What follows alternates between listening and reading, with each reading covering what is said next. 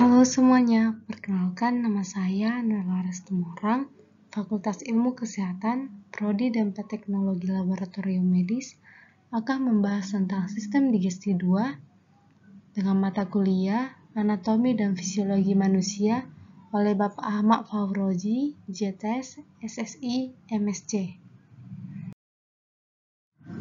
Sistem pencernaan adalah sistem organ dalam manusia yang berfungsi untuk menerima makanan, mencerna menjadi zat-zat gizi, dan energi, menyerap zat-zat gizi ke dalam aliran darah, serta membuang bagian makanan yang tidak dapat dicerna atau merupakan sisa-sisa proses dari tubuh.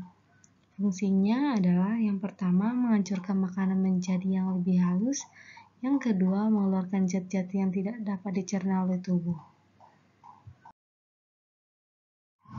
Selanjutnya adalah alat-alat pencernaan.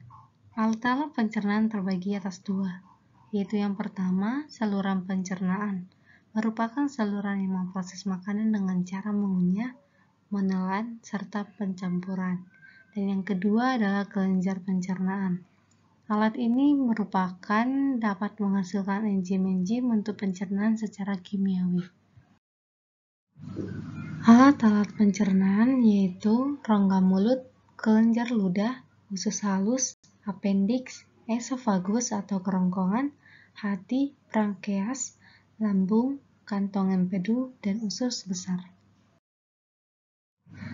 Selanjutnya adalah enzim-enzim pada kelenjar pencernaan.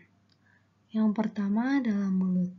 Terdapat enzim pitialin, organ penghasilnya kelenjar ludah, berfungsi untuk merubah amilum menjadi maltosa. Yang kedua, lambung. Terdapat enzim renin, organ penghasilnya adalah lambung, dan berfungsi merubah kaseinogen menjadi kasein. Terdapat enzim pepsin, organ penghasilnya lambung, berfungsi untuk merubah protein menjadi pepton. Selanjutnya adalah usus halus. Terdapat enzim lipase, organ penghasilnya adalah pankreas, berfungsi untuk merubah lemak menjadi asam lemak dan gliserol.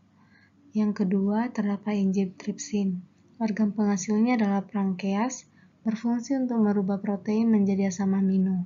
Yang ketiga, terdapat enzim maltase, organ penghasilnya adalah usus halus, berfungsi untuk merubah maltosa menjadi glukosa. Yang keempat, terdapat enzim laktase. Organ penghasilnya adalah usus halus, berfungsi untuk merubah laktosa menjadi glukosa. Yang kelima, terdapat enzim sukrase.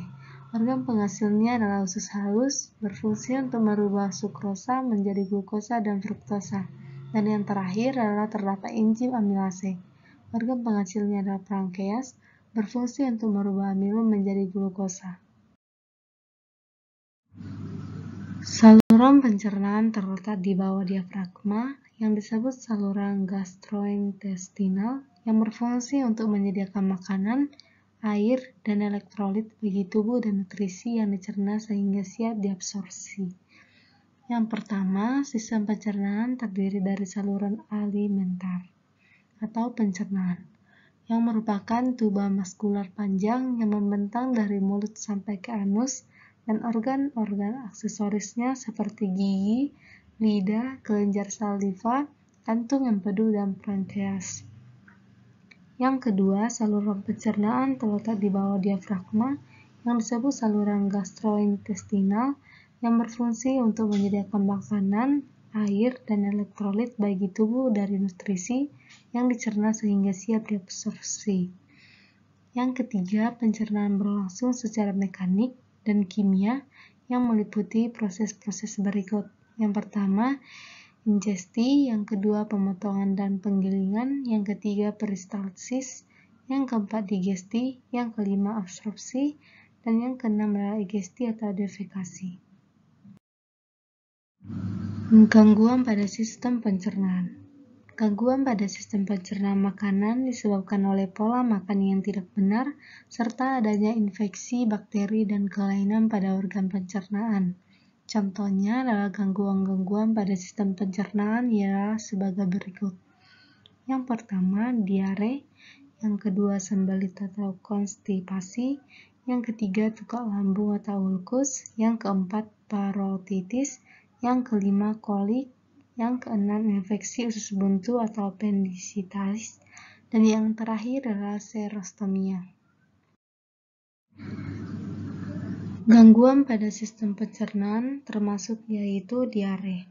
Diare merupakan suatu gangguan pencernaan dikarenakan saat buang air besar dengan konsistensi cair atau mencret lebih dari sehari atau selama 3 hari.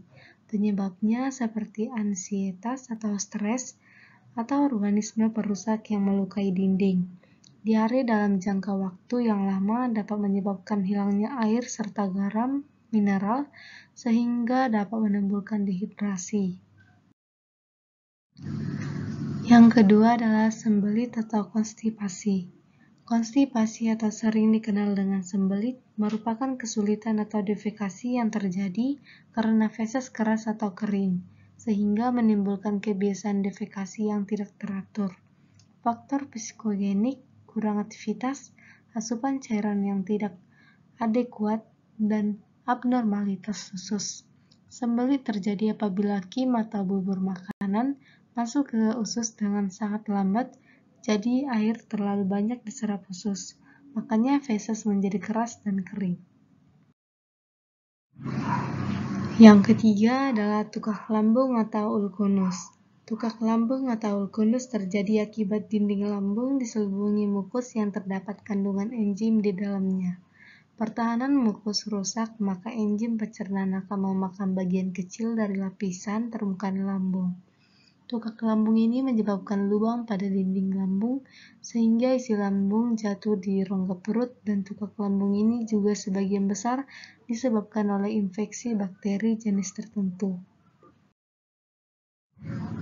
Yang keempat adalah parotitis. Merupakan penyakit gondong ini disebabkan oleh virus yang menyerang kelenjar air ludah di bagian bawah telinga, akibatnya kelenjar air ludah menjadi bengkak atau membesar. Gangguan pencernaan berikutnya yaitu kolik. Merupakan nyeri pada perut yang cukup hebat yang hilang timbul, yang terjadi pada saat kondisi ini adalah kontraksi otot, penyumbatan, peradangan pada organ di dalam rongga perut, seperti pada lambung, usus, kantong empedu, ginjal, maupun saluran kemih. Yang keenam adalah appendicitis atau usus buntu terjadi karena adanya peradangan pada appendix. Appendix itu sendiri merupakan kantong yang berbentuk jari yang menonjol dari usus besar di sisi kanan bawah perut. Karena itu mengakibatkan rasa sakit di bagian perut kanan bawah yang dimulai nyeri pada bagian pusar sampai menjalar, dan intensitas nyeri meningkat hingga menjadi parah. Dan yang terakhir adalah serostomia, merupakan istilah penyakit pada rongga mulut yang ditandai dengan rendahnya produksi air ludah serta kondisi mulut yang kering membuat makanan menjadi tidak dicerna dengan baik. Demikian video pembelajaran saya mengenai sistem digesti 2. Jika ada kesalahan dan perkataan yang saya perbuat, mohon dimaafkan. Semoga video ini bermanfaat. Sekian dan terima kasih.